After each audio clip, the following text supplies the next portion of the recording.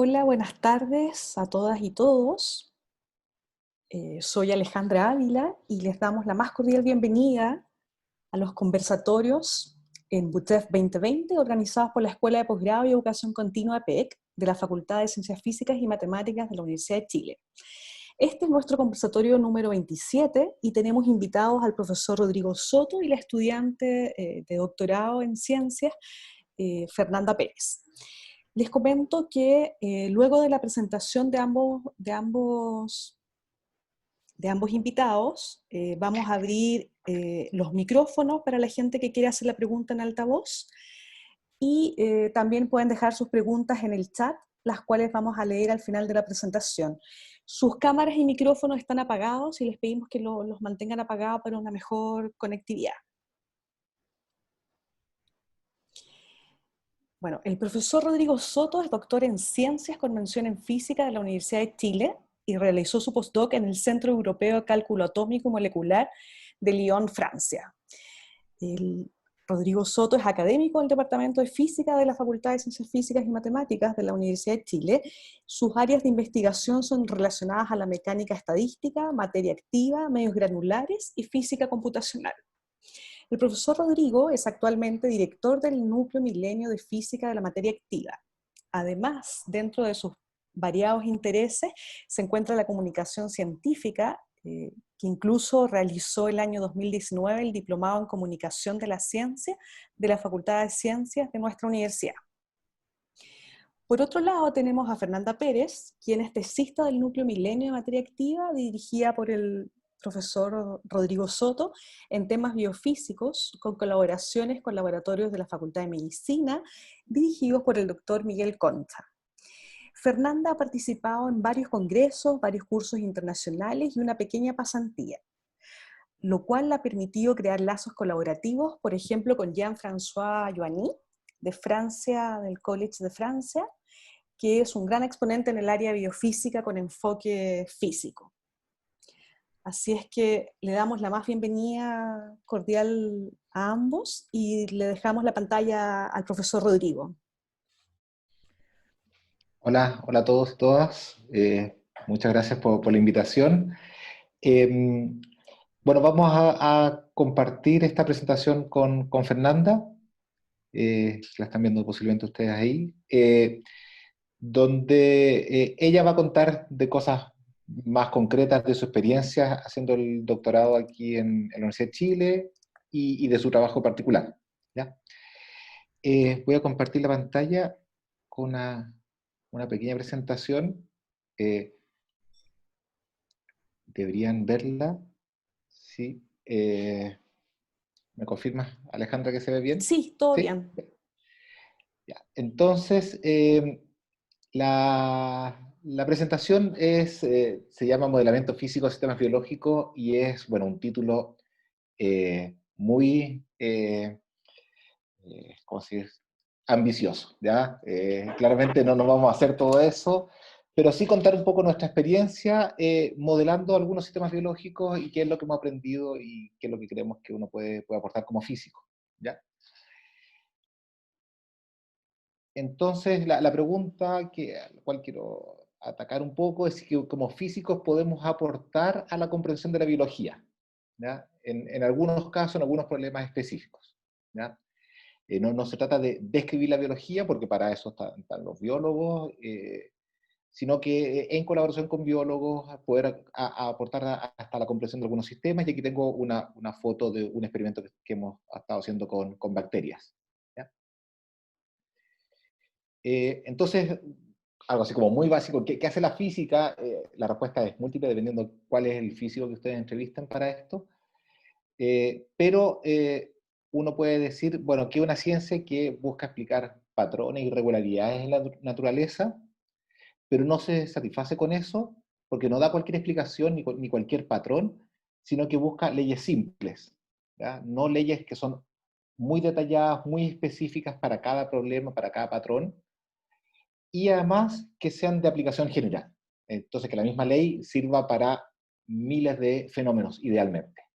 Entonces, nuestro ejemplo clásico es Newton, ¿cierto? Dime. no. No, no, está bien.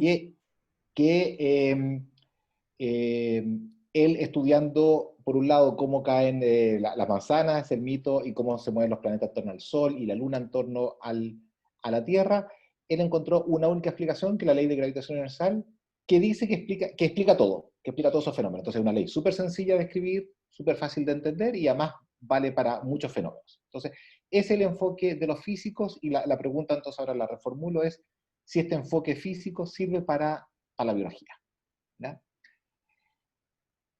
Entonces, como físico uno ve patrones en muchas partes, ¿cierto? Uno ve esta formación de patrones en las dunas, la formación de cristales de sal, ¿cierto? Que siempre tienen esta forma cúbica, la formación de estos brazos espirales en las galaxias, y entonces uno como físico está tratando de explicar por qué ocurren estos patrones y si es que hay una explicación universal de por qué muchas de las galaxias, no sé, quizás un 30%, y no sé, de astrofísico, tienen esta forma de galaxias con espirales. Entonces uno dice, bueno, tiene que haber una explicación razonable. Y entonces uno, con esa visión, uno mira la naturaleza y en algunos sistemas biológicos uno observa este tipo de patrones, ¿ya? Aquí hay ovejas en las cuales uno ve que se mueven todas colectivamente y se tienden a alinear entre ellas, ¿cierto? Y se mueven juntas y además paralelas. También tenemos estos vuelos de aves, ¿cierto? O este cardumen de peces. Eh, Aquí tengo videos donde lo pueden ver más en detalle, ¿cierto? Aquí abajo hay una bandada en que los peces vuelan juntos y se mueven colectivamente, o este es un vórtice de, de peces que forman un gran remolino. Entonces uno se puede preguntar como físico es, ¿por qué se mueven juntos? Ya, primera cosa. La segunda es si es imprescindible que estas cosas estén vivas para que hagan este fenómeno, ¿ya? Porque claramente aquí estamos mostrando cosas vivas, pero la pregunta es fundamental que sean cosas vivas. Y la última es si se necesita que sean vertebrados, ¿ya? Porque aquí tenemos peces y aves, ¿ya? Entonces, uno sigue investigando como físico y uno ve que lo mismo ocurre en una suspensión de bacterias, ¿ya? Estas son bacilos subtilis, un tipo de bacterias que son alargadas, y ustedes ven de que también nadan, las bacterias técnicamente nadan en el agua y nadan colectivamente muy parecido a como nadan los peces, es decir, se mueven juntos, ¿ya? Y se alinean entre ellos.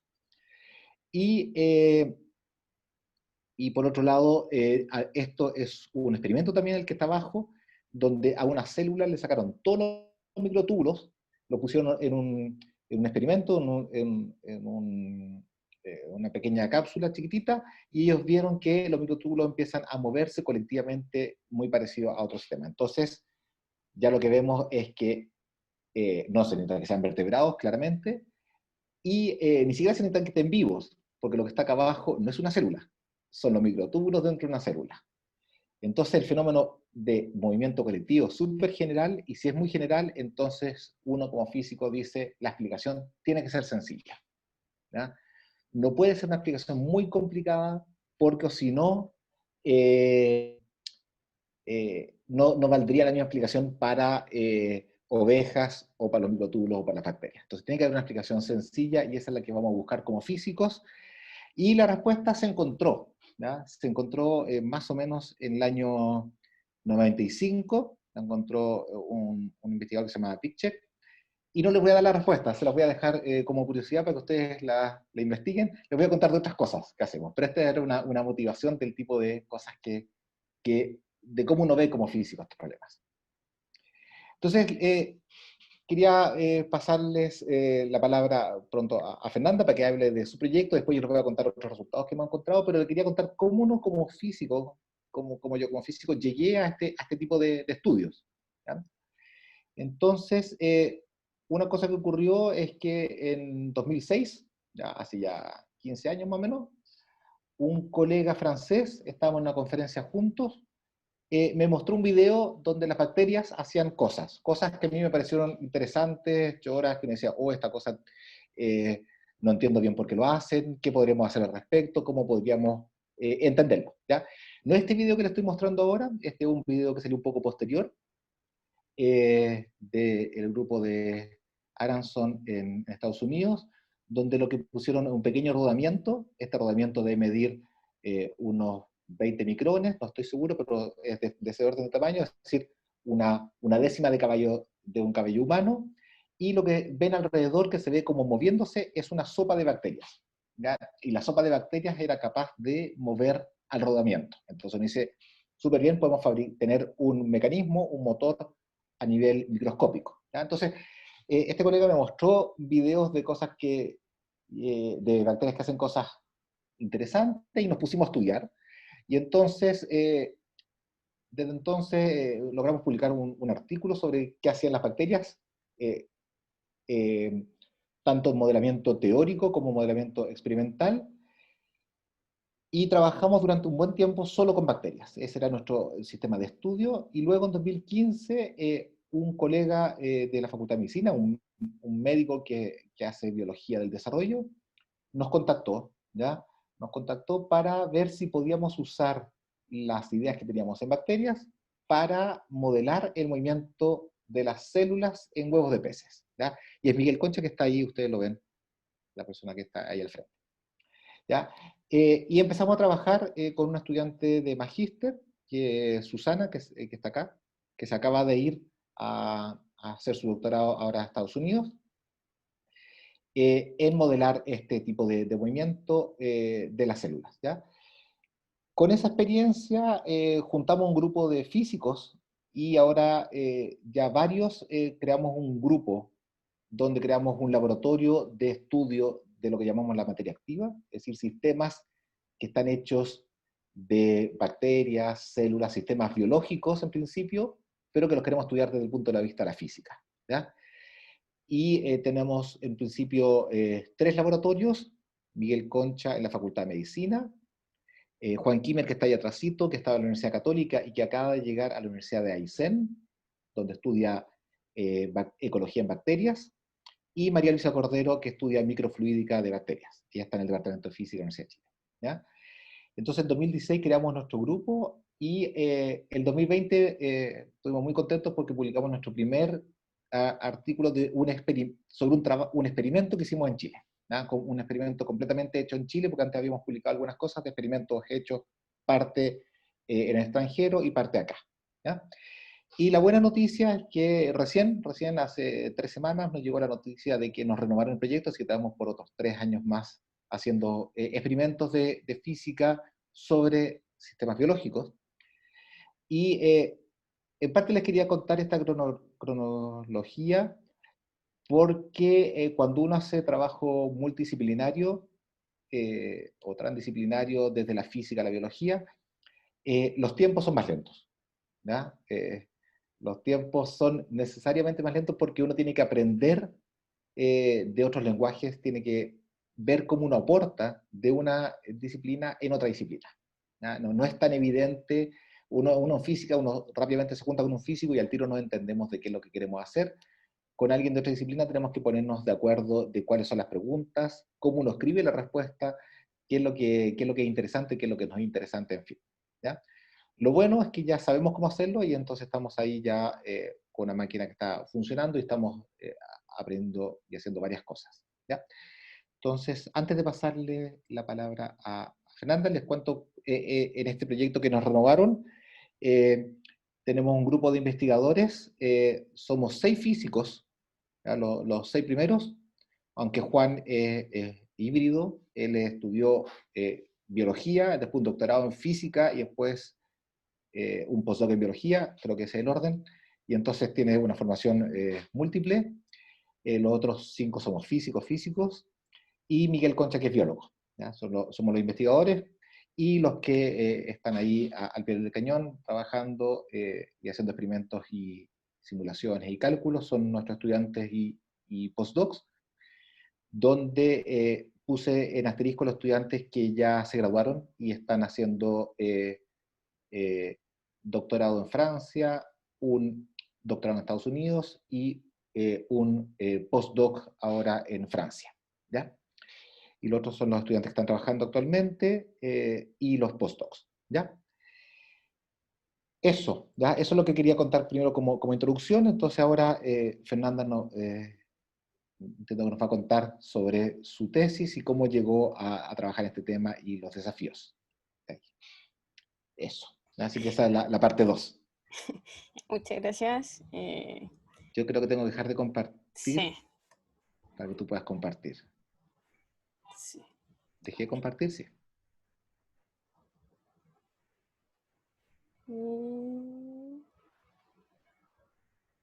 Y yo estoy compartiendo, ¿sí?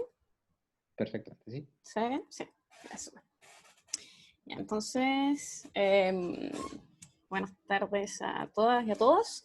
Entonces, como bien explicó el profe, yo voy a dar algo un poco más objetivo sobre lo que ha sido mi paso en este doctorado, y voy a partir con el trabajo que inspiró mi tesis. No es precisamente el tema de la tesis, eso lo voy a mencionar al final, pero sí lo que inspiró todo. Y en particular yo voy a hablar de sistemas biológicos que no son bacterias, sino que son tejidos celulares y son tejidos epiteliales, ¿ya?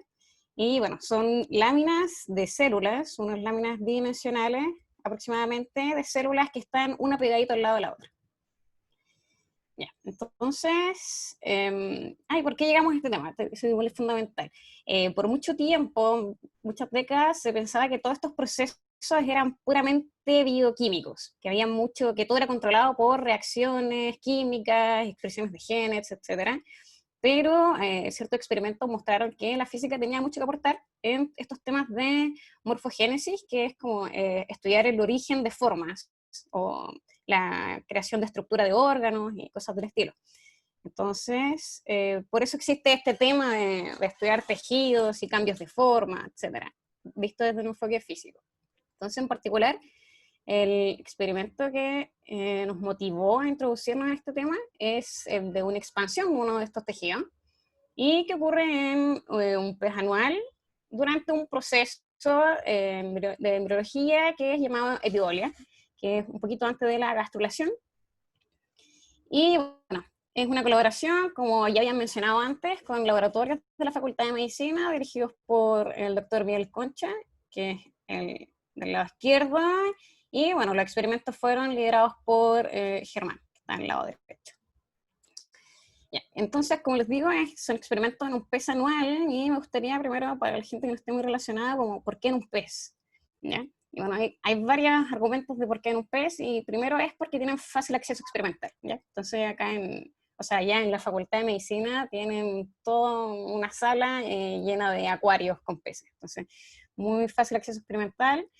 Una cosa interesante de estos peces es que el intemperie son literalmente anuales, viven en charcos que se forman con lluvia, entonces tienen una vida que es aproximadamente de un año, dejan los huevos y después cuando se llena el charco vuelven a aparecer, la otra camada, por así decirlo. Lo otro interesante de estos peces anuales es que los procesos son súper lentos, entonces, por ejemplo, el proceso que les voy a mostrar dura horas, 20 y tantas horas, ¿ya? Entonces se puede obtener harta información con microscopía. Y una propiedad así interesante es que las células tienen varios núcleos, que podría llamar la atención a alguien que tiene esta noción del colegio de que una célula tiene un núcleo. Entonces, lo que les voy a mostrar, primero les voy a mostrar acá un dibujo para que podamos entender bien el video que les voy a mostrar. En esta etapa, a las 48 horas post-fertilización, el pez en sí, o el embrión, es en verdad un huevo. Es un huevo que abajo es una gran yema, todo esto es una gran yema llena de nutrientes, y arriba hay un tejido epitelial como el que les mostré, que si vemos un corte transversal se vería así. Son células pegadas una al ladito de la otra y es aproximadamente bidimensional. Y por diversos factores o diversos mecanismos, este tejido es traccionado hacia abajo, ¿ya? Y bueno, el proceso final es que termina cubriendo todo el huevo, y ese es como el tiempo final de este proceso de epidolia. Y nosotros vamos a mirar desde acá arriba qué le pasa a este tejido cuando, cuando se expande debido a todos estos mecanismos. Entonces, este es el video, mirado desde arriba, y estas células grandes, estos polígonos grandes, son las células epiteliales que conforman el tejido. Estas chiquititas son otras células que están más abajo. Y bueno, se ve cómo se empiezan a expandir porque se está estirando este tejido, está siendo traccionado hacia abajo. Y una cosa interesante es que algunas células, como esa por ejemplo, como esta, prende unos puntitos al interior, y luego sufren unas contracciones, ¿ya? Esa por ejemplo. Y estos puntitos son núcleos, es material de los núcleos adentro de las células y se producen esas contracciones. Entonces esto fue lo que nos mostraron desde el laboratorio y fue, wow, interesante. Entonces, bueno, en primer lugar sabemos que es traccionado por varios mecanismos que los biólogos ya tienen harta intuición de a qué se deben. Primero acomodación de las células, después una real tracción con microtúbulos, etc. Y bueno, uno como físico ve esto y dice, bueno, hay una respuesta pasiva, que es básicamente si yo pensara que todas estas células están formadas por elástico y empiezo a estirar esto, responde pasivamente, como elástico pasivo, pero también tiene estos pulsos de contracción, que sería una componente activa, una respuesta activa. Entonces tiene esos dos componentes. Y algo interesante es que los biólogos relacionan estas contracciones con divisiones celulares frustradas. Y acá me quiero referir como a la idea más pictórica que uno puede tener de una división celular, y es que uno piensa que una célula multiplica su material genético, entonces pasa a tener dos núcleos y se separa. Bueno, algo interesante, como les había dicho, es que las células tienen muchos núcleos, como todos esos puntitos, y puede ser que por cosas topológicas, no sabemos por qué argumento, se ve frustrada esta frustración, o sea, esta división, y bueno, esa es la teoría que tienen los biólogos detrás de este proceso. Pero uno como físico quiere ver si es que puede explicar desde la física, con nuestras herramientas, esta respuesta activa, ¿ya? Y también si es que podemos utilizarla de alguna manera para obtener información sobre este sistema biológico. Entonces, con esos objetivos, uno empieza a ver qué cosas puede hacer dentro de este sistema, y utilizamos un modelo físico que se llama modelo de vértices, y que está inspirado hace 20 años, se introdujo como 20 años en tejido, pero está inspirado en otros modelos súper antiguos de espumas y burbujas. Entonces acá es como el primer comentario de, como decir, ojo, hay muchas cosas que ya existen y que en verdad falta enfocarnos en un problema y ver cómo podemos ocupar otra cosa y arreglarla para estudiar otro problema. Entonces esto ya era súper utilizado en espumas y burbujas. Y bueno, el modelo básicamente es un modelo de vértice, es decir, considera que las células son polígonos formadas por vértices, y nos dice que la energía del sistema tiene tres componentes, una que va relacionada con cambios de áreas, otra con cambios de perímetro y otras con largos de contacto entre células. Pero si se fijan, es una cantidad súper geométrica. Entonces yo trabajo con polígonos y con la geometría de los polígonos. Y bueno, de este cambio de área y perímetro empieza la primera noción de una separación de zonas dentro de la célula, como una zona central y una zona perimetral.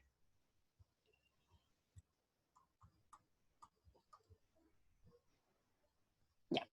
Y bueno, lo interesante de este modelo es que, bueno, permite una relación directa entre estos parámetros del modelo físico con aspectos biológicos del sistema. Entonces eso es lo interesante del modelo.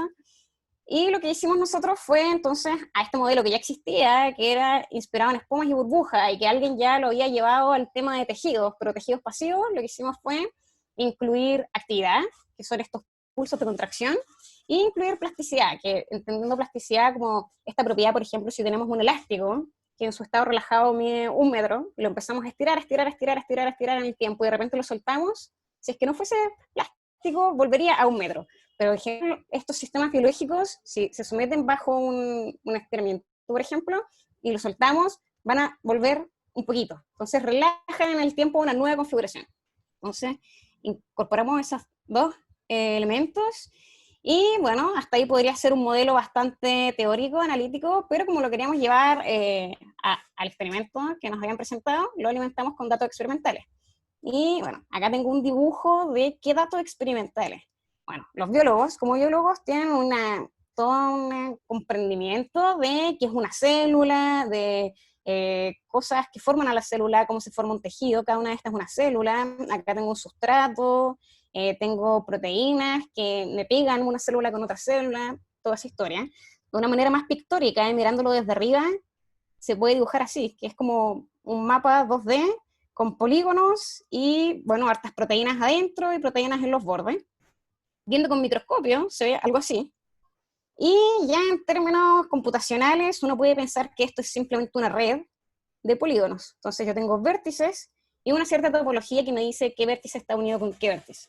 Entonces nosotros en realidad alimentamos nuestro modelo solo con las posiciones de los vértices en el tiempo, lo que igual requiere un trabajo experimental bien largo, porque ya les dije que el experimento dura 22 horas, entonces es grabar cada cierto tiempo durante esas 22 horas para tener los datos que utilizamos. Pero bueno, utilizando todo eso, obtenemos resultados como, por ejemplo, una posible explicación para esta actividad. Entonces, lo que encontramos es que una posible explicación es que estos pulsos o estas contracciones sean el resultado de una creación y destrucción de material estructural celular. Y con esto me refiero a citoesqueletos, microfilamentos, que forman dentro a la célula. Y ocupamos algo pictóricamente así, que hay un proceso de destrucción y creación, y eso da una súper buena modelamiento de esta actividad. Otro resultado es que, como les había contado, el modelo distingue entre zona perimetral y zona central. Y encontramos que la mejor alternativa, al menos con este experimento que estamos considerando, es que la zona activa sea la zona perimetral. Entonces estos son como, por ejemplo, el tipo de resultados al que uno puede llegar como físico, y lo interesante es lo que viene después, que es decir, bueno, eso es lo que uno obtiene a partir de un modelo teórico, pero ahora tira la pelota hacia el otro lado. Entonces ya esto es lo que nosotros creemos como buena hipótesis, pero ahora hay que hacer experimentos. Entonces necesitamos ver experimentos que permitan observar temporalmente el material estructural y ver realmente si cambia en la zona central o si cambia en la zona perimetral. Entonces este es, por ejemplo, uno de los aspectos, yo creo, de estos trabajos multidisciplinarios, que la pelota va, la pelota viene, la pelota va, la pelota viene, y es porque básicamente nosotros trabajamos con un modelo en el computador y llegamos a una historia que puede ser como puede no ser, pero nosotros al final tenemos esta intuición de qué experimento poder hacer, porque si no, una persona en el laboratorio podría hacer 1000 experimentos, pero no llegar nunca a lo que necesitaba. Otras cosas que encontramos es que sí, los pulsos nos permiten obtener información extra del tejido, más que solo decir sí, tiene estos pulsos activos. Y por ejemplo, acá muestro el área de algunas células en el tiempo, tanto los experimentos, las curvas rojas, con simulaciones, que son las curvas azules. Entonces, al utilizar el modelo y hacer optimización de los parámetros, uno logra encontrar los rangos de plasticidad del sistema. Entonces esta es una de las utilidades que tienen los pulsos. Me permite saber, por ejemplo, la tasa de relajación de este material si lo estudio como un material elástico. Y bueno, otra cosa que nos permite saber es, por ejemplo, caracterizar la relación entre las rigideces de las distintas zonas, externas e internas. Y bueno, en este caso, en este experimento, encontramos que estas rigideces se relacionan de tal manera que las fuerzas que aparecen debido a los cambios de áreas o de perímetro tienen el mismo peso. Y que bueno, van en estas direcciones, si es que para los más interesados, van o justo en estas aristas de los polígonos o hacia adentro. Estas azules son los del perímetro y estas las del área. Entonces, este es, por ejemplo, el set de resultados que uno como físico puede obtener al analizar un experimento con un modelo teórico. Muy bien. Entonces, toda esta historia de los tejidos, fue como partimos nosotros trabajando en colaboración con el laboratorio de medicina, o al menos yo, antes estaba Susana, pero yo me introducí justo con ese huevo. Y bueno, sirvió de inspiración para un trabajo de tesis, que bueno, se titula Propiedades estadísticas de un tejido activo no polarizado, que bueno, suena bastante largo, pero en términos un poco más pictóricos, lo que rescatamos de este estudio previo que hicimos fue seguir pensando en un tejido y seguir considerando esta actividad, que hay de repente procesos de destrucción y de creación, y consideramos un factor extra, que son fluctuaciones en el sistema, fluctuaciones en propiedades del sistema, y esto debido a que el citoesqueleto o el material, aparte de esta actividad que ocurre en algún momento particular, está continuamente construyéndose, deconstruyéndose, construyéndose, deconstruyéndose. Entonces, básicamente agarrar estos dos ingredientes Y cosas que hemos estudiado, por ejemplo, es la estabilidad de tejidos con este tipo de actividad, o predeformados, ¿ya? Entonces, por ejemplo, acá hay un video donde tal vez se alcanza a percibir muy poco que se está moviendo, porque este tejido tiene solo fluctuaciones y fluctuaciones muy chiquititas, ¿ya? Y bueno, ¿por qué es interesante? Bueno, se ha mostrado en experimentos que estas inestabilidades están asociadas a ser gatillantes para cambios de forma, que es lo que le hablaba al principio. Por ejemplo, cómo una lámina plana pasa a salirse del plano y formar, por ejemplo, curvas o formar tubos, por ejemplo, los tubos neurales, y está entonces relacionado con esa formación de estructuras y órganos. Entonces, algo súper interesante que se puede estudiar desde el punto de vista físico, y de hecho ver que se puede estudiar como analíticamente. Y esa es la parte activa. Y predeformado, encontramos que dependiendo de si yo hago, por ejemplo, expansiones en un eje, contracciones en un eje, o cualquier tipo de deformación, puedo cambiar estos puntos de inestabilidad. Entonces, un tejido que puede ser inestable y tal vez querer salirse del plano en una condición, puede que si yo lo estiro, si yo decido estirarlo y se pudiese hacer el experimento, tal vez ya no se va a salir del plano. Entonces, esto nos da avances en esta teoría de tejidos, y también inspiración para futuros experimentos. Y otra cosa que estamos estudiando son ya análisis estadísticos propiamente tal de temas súper generales en materia activa, que es, por ejemplo, cómo la inyección en agentes chiquititos, en este caso células, la inyección se hace a un nivel de célula, puede generar movimientos a gran escala en escalas de tejido. Y bueno, para eso utilizamos distintos tejidos, distintos tamaños, distintos órdenes, y lo que encontramos son propiedades bien generales, propiedades que da lo mismo si consideré un tejido que está compuesto por hexágonos, o si era ordenado o desordenado, o si tenía de todo, hexágonos, pentágonos, cuadrados, etcétera, pero uno encuentra propiedades súper genéricas, súper generales. Entonces, eso es lo que les iba a decir sobre el trabajo de tesis, que ya, bueno, este es mi 4.º año dentro del trabajo, así que ya debería estar pronto a llegar a su término, un par de meses. Y bueno, trata de esto que fue la inspiración al final de un experimento biológico. Entonces, para resumir, quisiera hablar de este trabajo interdisciplinario. Entonces, como muy bien decía el profesor Rodrigo, primero que todo hay que aprender a comunicarse, ¿ya? Y por ejemplo, acá puse este dibujito de que uno dice un cuadrado y el otro dice como, ah, sí, como que te entiende, pero en verdad está pensando en un triángulo. Y es porque es súper difícil, de repente uno pasa 4 años haciendo una licenciatura o 2 años más haciendo un magíster, y uno se acostumbra a hablar en un lenguaje, y es súper difícil después ir a hablar en otro lenguaje y entenderse. Yo diría que esa es como la primera traba en este tipo de trabajo, y probablemente es porque faltan cursos interdisciplinarios. Al menos cuando yo entré a la U, yo no tuve ningún curso, por ejemplo, de biología, ¿ya? Al menos en Buchef. Ahora entiendo que ya existe un curso, pero en mi caso particular, por ejemplo, a mí siempre me gustó la biología, entonces me acuerdo que sí tomé en la media muchos cursos de escuelas de verano, y de hecho tomé cursos en tejidos celulares. Entonces ya tenía toda esta idea y este bichito en mi cabeza de estudiar cosas que mezclaran geometrías con física y tejidos celulares desde antes. Pero igual creo que se debería potenciar para incentivar estos trabajos interdisciplinarios.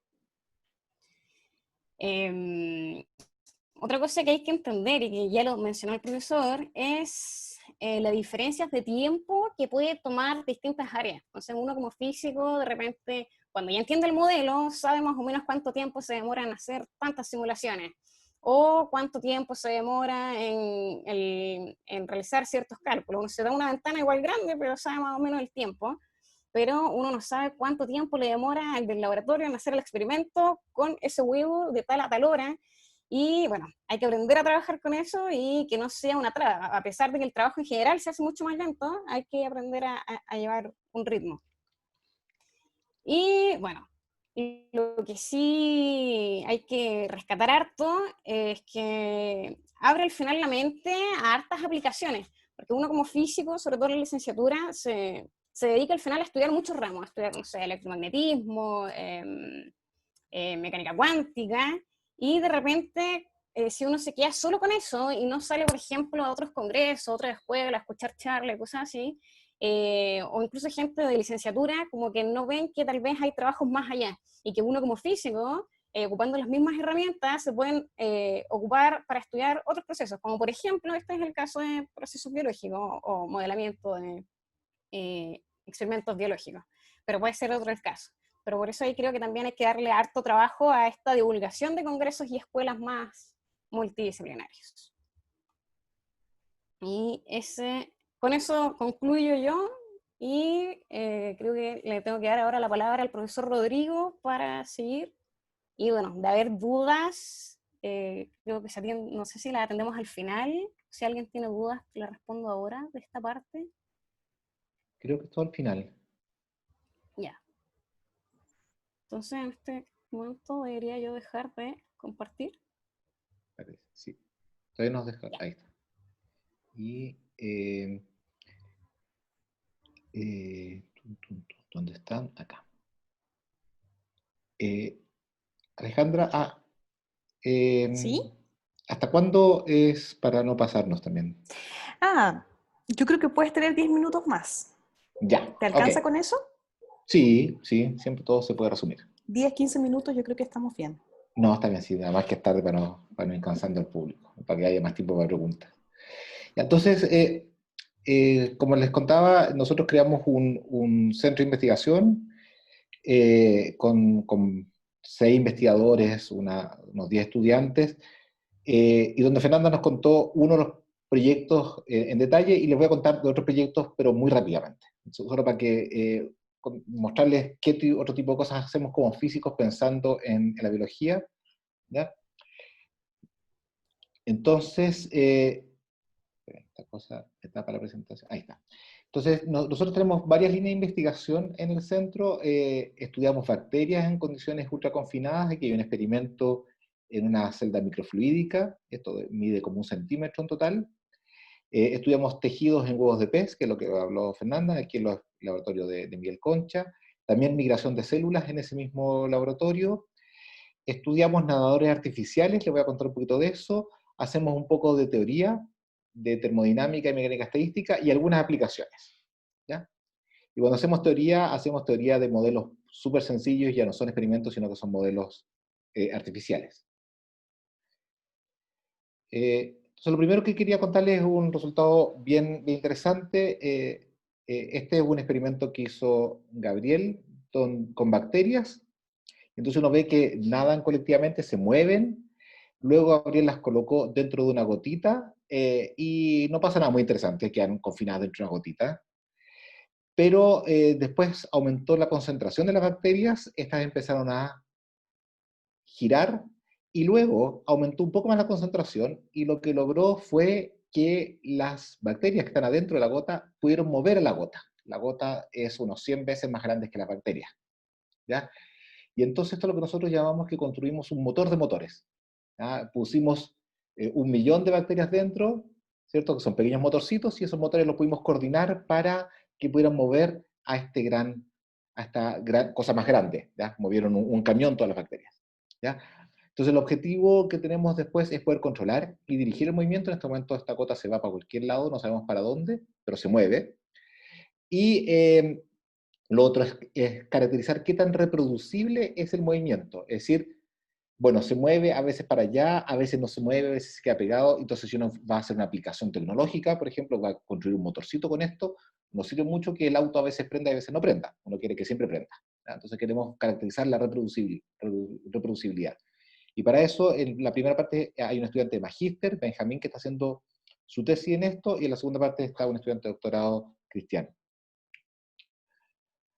El segundo es un proyecto de aplicación de usar, hay bacterias que se usan como biofertilizantes, son estas bacterias, las Bradys, son muy chiquititas y nadan en la tierra, en los poros de la tierra, van hacia las raíces, se fijan ahí y ayudan a fijar el nitrógeno para las plantas. Entonces hay una simbiosis entre las dos, pero nadan muy ineficientemente, y entonces lo que estamos haciendo, lo que está haciendo realmente María Luisa Cordero y Monilén Pires, es un experimento donde fabricaron un suelo artificial, ¿ya? Hicieron pilarcitos como si fueran poros de la Tierra, esto está lleno de agua, y están estudiando cómo nadan estas bacterias en este suelo para ver por qué son tan ineficientes, ¿ya? Entonces tenemos algunos mutantes y vemos cómo sus propiedades de nado, ¿ya?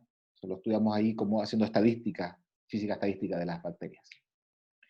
Este es un proyecto que hizo Susana Márquez, donde hay un conjunto de células, también en otro huevo, ¿no? Es otro tipo de pez, el pez cebra, que viajan colectivamente, las células verdes que viajan todas juntas para abajo, y eso es muy importante porque terminan formando un órgano que, o si no, el corazón no se nos quedaría a la derecha, a la izquierda, ¿no? Sino que se podría quedar en cualquier lado. Es el que decide ese órgano, para dónde va el corazón, es este conjunto de células, ¿ya? Y entonces queríamos saber cómo hacen para migrar colectivamente, y para eso hicimos simulaciones de distintos modelos, y lo que logramos fue determinar cuáles eran las fuerzas claves para que las células se movieran siempre para la misma parte. En otro tipo de proyectos, yo les dije que la motivación original de esto venía de la biología, y ese fue el video que nos mostraron, y con los experimentos que hacemos, pero desde hace un tiempo una persona propuso que era posible construir nadadores artificiales a partir de simplemente pelotitas de látex, de unos pocos micrones, 2-3 micrones de diámetro, cubiertas con oro o con platino, ¿ya? Y lo que él mostró es que si esas partículas uno las coloca, nadan, y lo que nosotros mostramos, primero mostramos con un postdoc, con Sebastián González, es que se pueden autoensamblar y pueden generar movimiento persistente, ¿ya? Y se pueden quedar moviendo para siempre como pequeños robots. Ahora, son robots que hacen tareas muy concretas, muy sencillas, pero que aún así uno después las puede escalar para arriba, ¿ya? Este otro robot que hace Francisca Guzmán, ahora estas son partículas que además tienen propiedades magnéticas, y uno tiene como un pequeño rotorcito, ¿ya? Y entonces el objetivo que tenemos a futuro es poder controlar la fabricación. En eso Sebastián hizo un gran trabajo para ver que era posible hacer una fábrica de esto, y además controlar la funcionalidad, que siempre hagan lo que uno quiera. Una cosa que hemos estado estudiando ya desde el punto de vista más teórico, porque las primeras partes eran un poco más motivación más biológica, esta es más teórica, es que uno sabe que las bacterias se tienden a pegar en las paredes, ¿ya? Y lo que nosotros hicimos fue un modelo artificial de bacterias, completamente artificial, son pelotitas que se mueven en un damero, pero mostramos que este modelo también se pega a las paredes, lo cual no es muy sorprendente, pero lo que mostramos es que hay transiciones de fase, como en la termodinámica, ¿ya? Y hay fases de que las partículas no se pegan en las paredes, mojan un poquito en gotas o mojan mucho, ¿ya? Y como decía Fernando, uno en estas cosas uno se ve algunos experimentos, uno sabe que las bacterias se pegan a las paredes, uno hace teoría y luego uno vuelve a proponer un experimento. Entonces estamos con María Luisa, estamos viendo si podemos hacer los experimentos para ver estas fases. También hacemos teoría, teoría pura y dura, en el sentido de matemática, ¿ya? Por ejemplo, esto es algo que trabajamos con un estudiante, con Marcelo Guzmán, luego con otro estudiante, Cristóbal Chávez, y ahora con Andrea Villa, una postdoc, donde uno dice, bueno, uno sabe que las bacterias hacen este tipo de movimiento, de repente cambian de dirección, y entonces uno construye un objeto que es, uno cuenta cuántas bacterias están en cada posición, con cada orientación, y uno logra escribir una ecuación para este objeto, ¿ya? Una ecuación que se ve más o menos complicada, y más complicada que la ecuación es resolverla, pero pudimos resolverla y pudimos encontrar que a tiempo largo esta cosa difunde, ¿ya? Pero hasta hace poco encontramos con Nuris, que la vi en la audiencia, que era estudiante de doctorado en Francia, pero hizo algunas pasantías aquí en Chile. Encontramos que la nu, que es la frecuencia con que cambia de dirección, no es constante. A veces las bacterias cambian seguido de dirección, otras veces lo hacen nada mucho más rato en línea recta. Y recién pudimos calcular el coeficiente de difusión tomando en cuenta este resultado experimental. Entonces, nuevamente, tenemos una teoría muy sencilla, los experimentos nos dijeron que la teoría sencilla no servía para nada, y volvimos ahora a hacer nueva teoría. ¿ya? Y ahora lo que falta es hacer nuevos experimentos para ver qué resultados sean correctos, ¿ya? Y eventualmente meter este resultado que encontramos en los modelos de ecología de poblaciones, donde la gente coloca que las bacterias van difundiendo.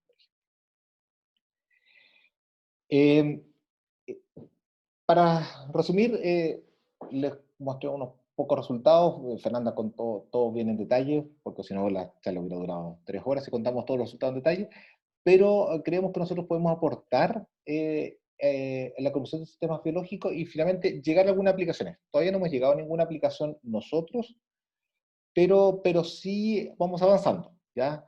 De fabricar estos pequeños motores que pueden llevar carga en algunos casos o hacer que las bacterias hagan lo que uno quiera, ¿ya? Y con eso corrí, pero creo que así dejamos más tiempo, estoy terminando, de cómo nosotros en nuestro grupo vemos más o menos la contribución que los físicos podemos hacer a la descripción de sistemas biológicos. Eso. Muchas Gracias, Rodrigo y Fernanda. Muy interesante, muy ilustrativa también la charla. Tenemos la primera pregunta para la Fernanda. Dice, la hace Patricio Rodríguez de la PUC-B. Dice que si tienes conclusiones, aunque sean preliminares del trabajo, pues las que tú tenías, las que indicaste eran más bien genéricas, si es que tienes algunas más específicas.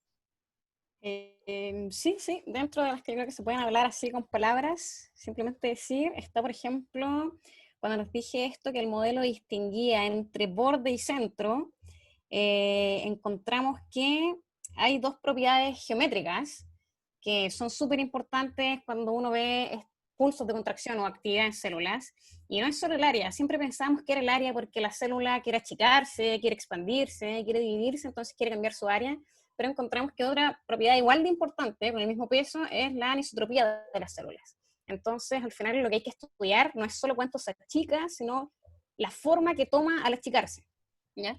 Y dentro de ese tema hemos visto que actividades, por ejemplo, en el perímetro, logran contracciones apicales, que son estas contracciones de las células miradas desde arriba, contracciones apicales con mucho mayor éxito o mucha mayor contracción neta al final, y que actividades en el centro de la célula dan lugar a contracciones y las del perímetro son mucho más isotrópicas, mucho más, mantienen una forma relativamente circular, mientras que las del área toman formas anisotrópicas y no son tan profundas.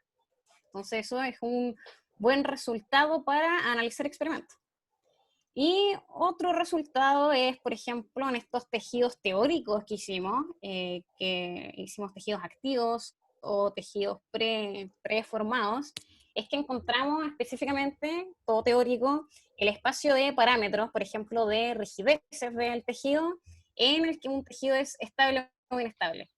Y cómo podemos deformarlo para cambiar esa estabilidad o inestabilidad. Entonces tenemos como este estudio de si conviene, por ejemplo, expandirlo, si conviene estirarlo, elongarlo en una diagonal, para así cambiar su inestabilidad. Entonces yo creo que esas 2 conclusiones son las más pictóricas de explicar en estos momentos. Gracias, Fernanda. A veces son largas de escribir las preguntas, así es que pueden levantar las manitos o hacer alguna seña con esto de las, van a ver reacciones que son unos aplausos o un dedito para arriba, y yo les abro el micrófono para que puedan, o ustedes mismos abren el micrófono para hacer la pregunta directa. Veo varios físicos acá, pero parece que no quieren hablar hoy día.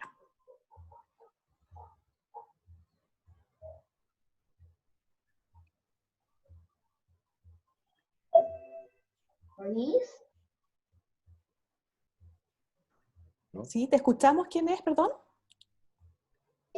No, es que quería decir que mi padre se fue a la cocina. Ah, no te No preocupes. sé por qué, es que lo escucho en la cocina. Ah, muy bien. Soy el hijo de Maximiliano Machán y no soy científico. Y no eres científico, perfecto. Cuando No hay vuelva tu problema. padre puedes hacer una pregunta. Gracias. Chao. Chao. Eso. Mientras llega Maximiliano, no sé si alguien quiere hacer alguna pregunta.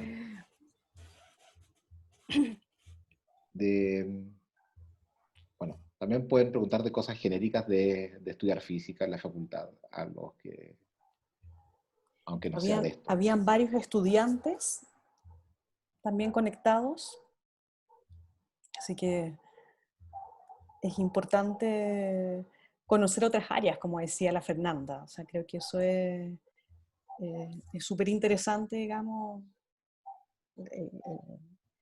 conocer otras aplicaciones también. Muy lentos hoy día mis comensales.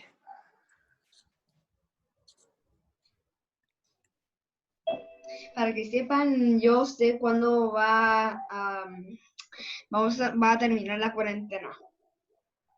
Ah. ¿Y Será cuándo? el próximo año en febrero, XD. Gracias, Maximiliano. Ojalá. No soy Maximiliano, me llamo León Del hijo Maximiliano. de... verdad, verdad.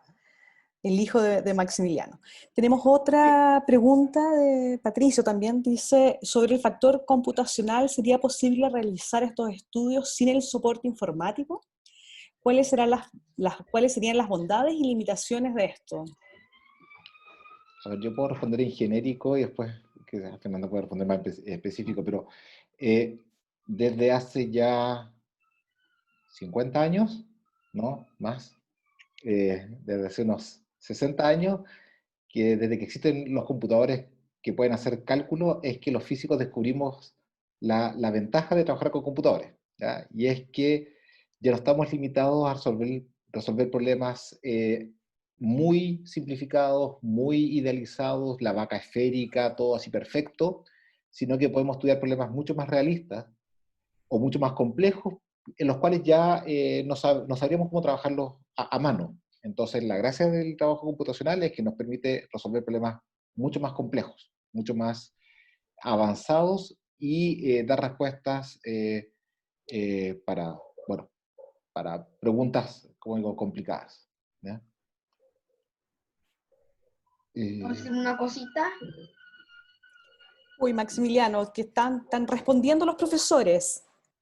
No, pero me refiero solamente a una cosa, es que mi padre, lo que pasa es que se escucha hasta acá la batidora que está usando para hacer el pan para la cena.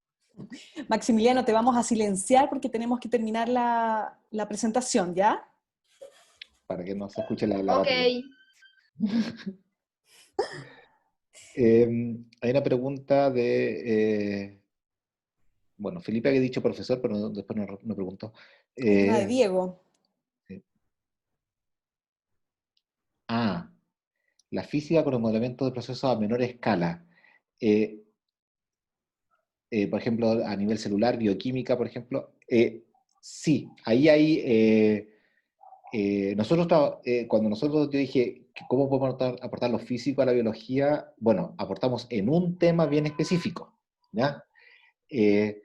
Pero hay físicos que trabajan precisamente en biología celular, en proteínas específicas que hacen ciertas cosas, en fin, hay muchos físicos trabajando en eso. Hay un exalumno del magíster acá, que está ahora en Estados Unidos, bueno, trabajando hace bastante tiempo ya en Estados Unidos, y que él trabaja en cómo funciona, bueno, trabajó un tiempo cómo funciona la proteína de la audición, ¿ya? La transcripción de las vibraciones al nervio auditivo, ¿ya? Y hacía un modelo bien interesante sobre eso.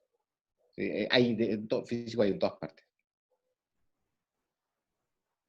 Tenemos a Kevin que nos pregunta respecto a la resolución matemática, cuando se tiene un sistema con más de 4 variables, a ser optimizadas y a encontrar un mínimo global, si es que hay algún algoritmo en particular que se recomiende.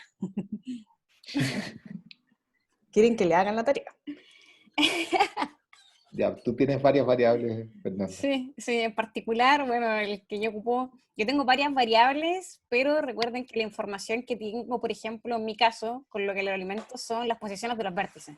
Entonces, yo puedo comparar solo posiciones de vértices, o áreas, o perímetros.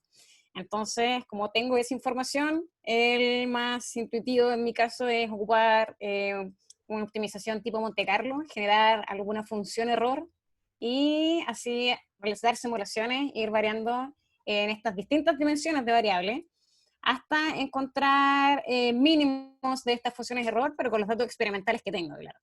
Pero eso debería depender de la cantidad de datos experimentales que tiene uno y qué tan buenas sean para una cierta optimización. Yo al menos tengo la suerte de tener estas posiciones cada 0.2 horas en un experimento que dura unas 25 horas. Entonces, calza súper bien hacer una optimización tipo Monte Carlo. Pregunta Susana si es que hay algún estudio o aplicación de biología en biología marina. Si conoces algo, Fernanda. A ver. Yo en particular no. ¿Así específico de biología marina? No. Yo he visto algunas cosas. Una es en dinámica, en ecología de poblaciones marinas, ¿ya? De cómo se dispersan nutrientes, la biomasa, ¿ya? El plancton, o en el mar, ¿ya? Pero eso más bien, ahí no sé qué tanto los físicos aportan, es más bien un problema de ingeniería química, pero sí, ahí hay harto de investigación, de modelamiento para la dispersión o de contaminantes o de comida. O de los mismos, la misma biomasa. Lo que sí, algún tiempo yo iba a unas conferencias de dinámica de fluidos, y ahí hubo mucho trabajo, o hay mucho trabajo, sobre cómo nadan los peces o cómo nadan los distintos organismos en el mar, ¿ya? Y hay cálculos bien interesantes de cómo nadan y cómo capturan, por ejemplo, comida, los medusas, los peces, pulpo, en fin, todo tipo de cosas. Sí, me acuerdo alguna vez haber estado en un congreso y había un estudio de cómo los peces escogían girar hacia un lado o hacia el otro. Me acuerdo de haber visto el experimento así, entonces tiraban distintos impulsos, distintas luces adelante, y era para estudiar como la parte más neurológica de las decisiones de los peces al nadar. Súper, tenemos otra pregunta de Felipe Cuevas, que pide más información respecto al posgrado en biología. Entonces yo creo que es bueno explicarle que estás haciendo el doctorado en qué área, Fernanda. Claro, bueno, acá en la universidad al menos existe el posgrado en doctorado, por ejemplo, en física, en ciencias, mención física en Buchef, pero la verdad es que uno dentro de ese posgrado tiene toda la libertad del mundo de escoger después qué hacer. No existe, como en otros lados, por ejemplo, el posgrado en biofísica o el posgrado en, no sé, los que estudian relatividad o los que estudian cosas mecánica cuántica. La verdad es que uno ya dentro del proceso y dentro de conocer el ambiente, conocer los profesores y en conjunto con los gustos propios de uno como que se hace el camino hacia lo que quiere estudiar. Pero no existe, al menos lo que yo estudio, no es un posgrado en biofísica como tal, no tiene ese nombre, sino que uno en el proceso se va armando el propio camino. Así funciona Buchef al menos. Sí. Pero para ser más concreto, en el caso que pregunta del posgrado en biología, posgrado en biología eso no ofrecemos en Buchef. Y hay posgrado en biología en la Facultad de Ciencias y en la Facultad de Medicina. No sé si es conjunto, pero sí. Claro, creo que ahí yo Y creo eso que ya ahí yo no tengo idea. ahí med.chile.cl, Felipe, ¿era Felipe? Sí, Felipe, y ahí vas a encontrar toda la información rápidamente, si googleas un poquito. Tenemos alguien que es del MOP, que no sale su nombre, pero dice que es consejero Montesino, debe ser. Dice, si se puede generar un modelo para control de rieles, me parece que dice rieles o rieles. ¿Diles? Riles. Riles en plantas de tratamiento de agua para que no requieran mayor espacio en lo concreto en el tratamiento de la biomasa. Anular olor en el proceso, anular olor en el proceso de materia orgánica. No sé si se entiende la pregunta. Sí, más o menos. pero mi respuesta corta es no, no sé. No sé, seguro que hay gente que trabaja en eso. Eh, no lo trabajamos en el grupo, nosotros trabajamos bien cosas que tengan que ver con movimiento de sistemas biológicos, ¿ya? Donde hay dinámica, donde hay fuerzas y cosas de ese estilo. Procesos bioquímicos como la generación de olor en particular, o la generación de residuos, eso no, no trabajamos. Pero en Bochef está el departamento con un nombre que es súper largo, de Ingeniería Química, Materiales y Biotecnología, donde ahí sí hay gente que trabaja o puede trabajar en esos temas. Así que te invito a conversar con ellos. Gracias, Rodrigo. Roberto Riquelme pregunta que ¿cuál es la escala hasta la que se abarcan en el grupo? Según se entiende, son sistemas microscópicos. Los modelos teóricos son particulares. Al caso de investigación, ya hay ciertos modelos que sean transversales a distintos tipos de sistemas. Él dice que pregunta pensando en el sentido de buscar respuestas simples que se puedan aplicar a otros casos, a muchos casos. Todo lo que hacemos en el grupo por el momento es microscópico. Todo Sí, es micro. todo es micro. Matías Mes, ¿perdón? No, lo más grande son tus células, Fernanda, ¿no? Sí. Es lo más macro. Sí, y lo más chico son Y las que bacterias son de Moni. micras. Y estos huevos, por ejemplo, son de radio 600 micras, cosas así, de esa dimensión. Tenemos una pregunta de Matías Mesa que dice si se podría hacer la medición del movimiento de la célula tomando en cuenta las fronteras entre las células y no al exterior de una célula específica. ¿Podría ser que así se generara una visión más general del movimiento? No sé si entiendo bien la pregunta. Si estas fronteras son, por ejemplo, estas líneas que yo mostré en los dibujos, porque eso es efectivamente lo que usamos. O sea, lo que nosotros hacemos, o lo que hacen los experimentales, es inyectar ciertas cosas en el huevo que hacen que ciertas proteínas, al observarlas con el microscopio se vean fluorescentes.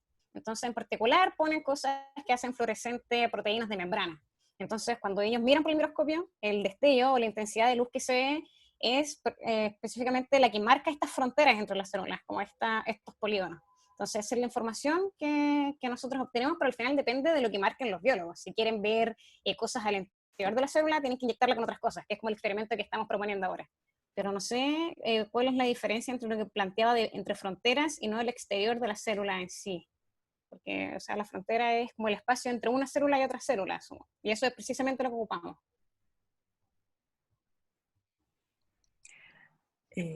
Gracias, Fernanda. Tenemos una pregunta del profesor Nelson Zamorano que dice, en el modelo de las bacterias que proporcionan N a las raíces, ¿qué criterio usan para el tamaño de la figura geometrical que simulan la tierra de la misma? Y pregunta si esto se puede ¿Dónde está? aplicar, está en privado. Lo voy a poner Perdón, ya. Lo voy a poner que a veces la termino para ponerlo en todos. Para que la lean también ustedes. Entonces, pregunta que si se puede aplicar al tráfico, por ejemplo, de una ciudad. ¿Ahí la puedes leer bien, Rodrigo? En el modelo de bacterias que proporcionan N a las raíces. Que proporcionan nitrógeno a las raíces. ¿Qué criterios usan para el tamaño de las figuras geométricas que simulan la Tierra misma? Y si puede aplicar. Ya. A las figuras hicimos esos canalcitos que mostraba que eran como unos polígonos que estaban donde nadaban las bacterias. Las hicimos de distinto tamaño, distinto largo y distinto espesor, ¿ya? Y son canales aleatorios, ¿ya? Los fabricamos con un algoritmo que se llama de Voronoi para generar canales aleatorios de manera que no sea una regularidad, ¿ya? Pues si no podríamos obtener resultados que fueran medio artificiales. Pero hacemos experimentos con distintos espesores, distintos largos, para ver si es que las bacterias estas serían mejores para nadar sobre poros más largos, sobre poros más cortos, en fin, ¿ya? Y si se puede aplicar al tráfico en una ciudad, la verdad es que hay modelos que son específicos, muy parecidos de tráfico vehicular, tráfico peatonal, tráfico de pánico, ¿ya? De gente, son bastante parecidos, parecemos bastante a cómo caminan se mueven las bacterias o cómo se mueven las hormigas, con algunas especificidades, ¿ya? En particular, nosotros tenemos voluntad, ¿ya? Y queremos ir hacia una parte. Las bacterias típicamente no tienen voluntad porque no tienen capacidad neuronal, pues no tienen neuronas, son de una célula, para tener una voluntad, ¿ya? Entonces, de hecho, un resultado súper interesante es cómo, entonces, si no tienen voluntad, cómo logran dirigirse a hacer quimotaxis, ¿ya? Entonces, el movimiento dirigido de las bacterias es muy distinto del movimiento dirigido de una persona, ¿ya? Que cuando uno va en el Paso Ahumada, uno se golpea, pero igual quiere ir a Falabella a comprar para Navidad. Gracias. Martín Valenzuela pregunta si el perímetro y la zona de contacto entre los tejidos celulares recuerdan a la forma que toman las burbujas cuando éstas se juntan unas con otras. ¿Sería posible hacer una analogía entre estos fenómenos separando los componentes de la física de la biología? Sí, de hecho, como que no es coincidencia que este modelo que ocupamos viene de las espumas y las pompas de jabón, ¿ya? Entonces hay experimentos súper interesantes en que crean como láminas de jabón llenas de puras burbujitas. Y si uno le toma una foto desde arriba, es casi lo mismo que ver estas fotos microscópicas de los tejidos celulares. Entonces la dinámica es súper parecida y los modelos para estudiarlos son súper parecidos también. Y lo interesante es que es mucho más fácil hacer experimentos con ellas. Entonces, por ejemplo, hay un experimento en que tienen estas pompas de jabón en una lámina bidimensional y con una pipeta pueden agregar material o aire adentro de estas burbujitas, agregar y sacar en distintas burbujitas.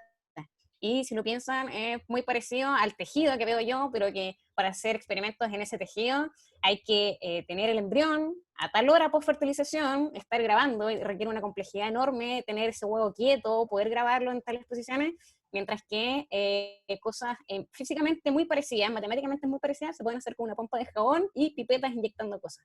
Entonces sí, efectivamente se puede hacer la analogía y de hecho es súper útil para pensar experimentos no vivos, como decía el profe antes, pero que uno puede introducir esta actividad a mano y seguir estudiando este tipo de sistemas.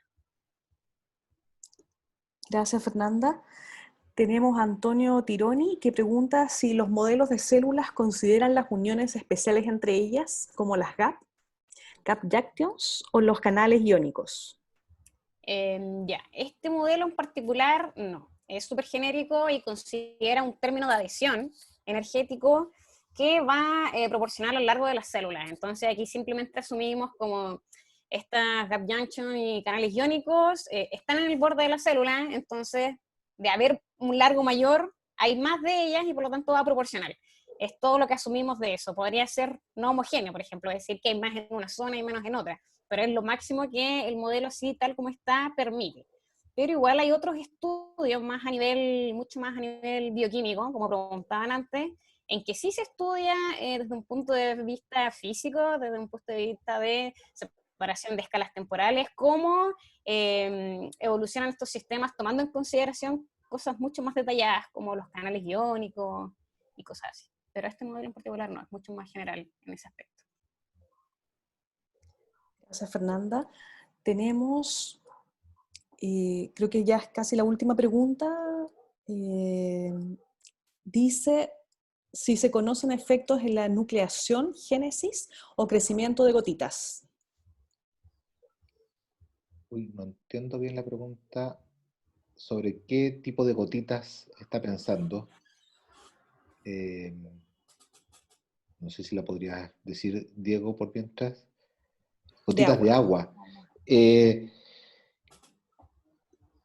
A ver, tú dices cuando, por ejemplo, se forma el rocío o algo así, para entender bien Claro, ya.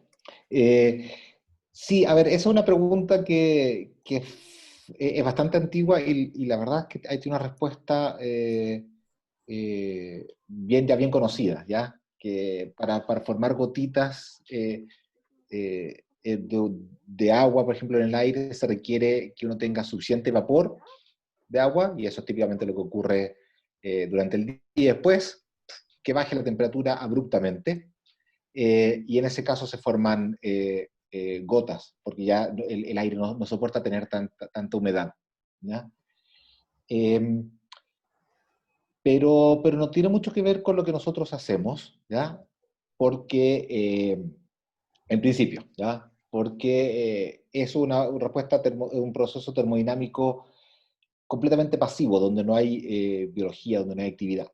Sin embargo, una cosa que está más o menos de moda recientemente es que si uno coloca suficientes bacterias en una piscina y hace que las bacterias, en vez de enfriarlas, naden más tiempo persistentemente, forman gotas, ¿no? Y es una separación de fase muy, muy parecida a la de formación de gotitas en agua, ¿no? Y de hecho tenemos un postdoc, bueno, un estudiante de magíster que está terminando su magíster ahora, que hizo su tesis sobre eso, y un postdoc que está estudiando qué pasa cuando se forman estas gotitas, pero hay dos tipos de bacterias compitiendo entre ellas.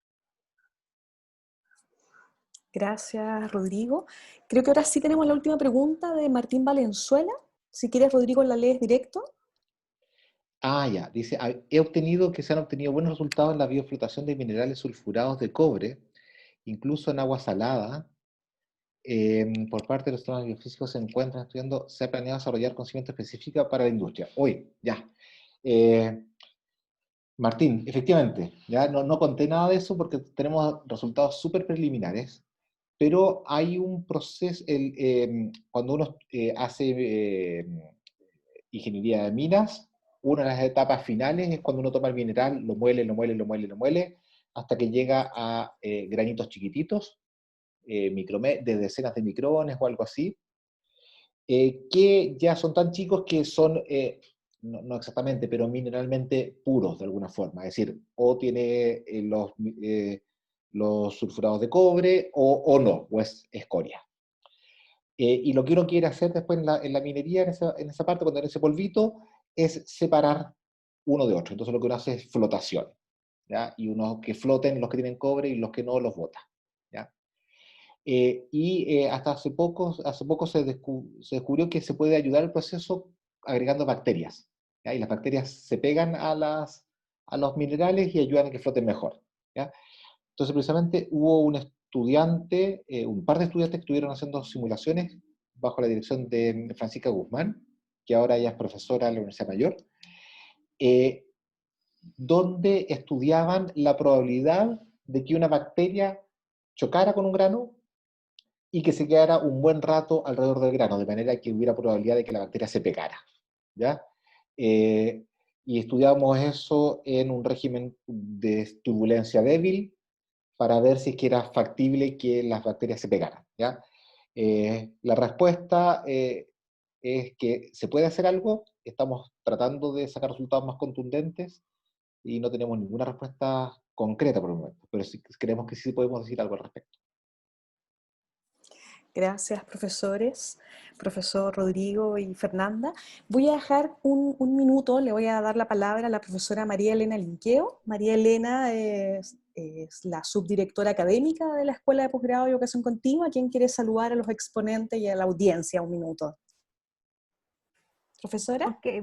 Sí, muchas gracias. Oye, lamentablemente no puede estar en toda la presentación, pero es súper interesante, bueno, sobre todo yo que trabajo también en el área bio, así que creo que es un tema relevante y es interesante que se esté viendo por varios aspectos desde la facultad. Así que los quiero felicitar y agradecer su disponibilidad y a todos los que asistieron también, porque veo que por las preguntas había mucho interés. Así que muchas gracias. La escuela se los agradece. Muchas gracias, María Elena. A un par de personas que preguntaban cosas que eran más Sí. relacionadas con ingeniería química y de procesos, María Elena es la persona. Ella es la persona. Les voy a mandar el chat, pídanle Sí. mi correo. Sí. Hubo algunas preguntas que eran más de procesos Sí, biotecnológicos. listo, no hay problema. Nos pueden escribir por interno y les damos el correo. Rodrigo y Fernanda, ¿quieren las palabras finales de motivación para los estudiantes que están conectados? Les dejamos la palabra. Bueno, nada, gracias por dar el espacio, en verdad, primero a la escuela, de mostrar al final lo que hacemos y de argumentar un poco de repente estos grupos que existen y que la gente no sabe. Yo me acuerdo cuando yo estaba en el colegio y me gustaban ambas áreas, no tenía idea que uno podía hacer esto, por ejemplo. Entonces creo que es bueno que la gente sepa que se pueden mezclar las áreas, que no hay que solo saber física, solo saber biología y solo trabajar en esos temas. Y entonces motivarlos a que dentro de la U traten de aprender de todo para después formarse de manera súper general y poder encontrar lo que más les gusta hacer. Gracias, Fernanda. Profesor Rodrigo. Nada, un poco eso, sumarme a las palabras de Fernanda, de invitarlos a seguir, a estudiar lo que les gusta, el mundo hace ya un buen tiempo cambió en que ya yo trabajo estaba en la Facultad de Ingeniería, donde ya los ingenieros no tienen la pega que existía en los años 60, 70, 80, donde uno entraba como consultor a Endesa, o no necesitaba como consultor, como empleado de Endesa, y estaba toda la vida trabajando en Endesa, ¿cierto? Eso hace ya mucho tiempo que dejó de existir para los ingenieros, pero ahora dejó de existir para prácticamente todas las profesiones que existen, ¿ya? Tenemos diseñadores que trabajan en otras cosas, ¿cierto, Alejandra? Claro. Y, eh, y es bueno que sepan que uno se puede reinventar, que uno puede ir cambiando y uno puede ir buscando caminos mucho más interesantes que no están en estas casillas fijas de que un ingeniero eléctrico trabaja en Endesa, un físico hace investigación sobre agujeros negros, en fin, nada así como algo súper específico, sino que un físico puede estudiar bacterias, un ingeniero eléctrico puede trabajar en cosas de lo más diversas, ¿cierto? En fin, ¿ya? Y que para eso el único desventaja o dificultad es tienen que estudiar mucho, ¿ya? Porque el mundo no está, las respuestas no están dadas a priori, porque ustedes las van a ir inventando. Entonces la dificultad es que tienen que estudiar, pero por lo demás es mucho más interesante. Muchas gracias, profesor Rodrigo. Vamos a dar por finalizado nuestro conversatorio. Los voy a dejar invitados para la próxima semana, que tenemos a María Pía Martín, que ella es directora del Magíster en Gestión y Políticas Públicas, con desencuentros en Ciencia y Políticas Públicas. Así que les vamos a mandar por correo electrónico la invitación para la próxima semana, y súper agradecidos de Rodrigo Soto y Fernanda Pérez, por la tremenda presentación.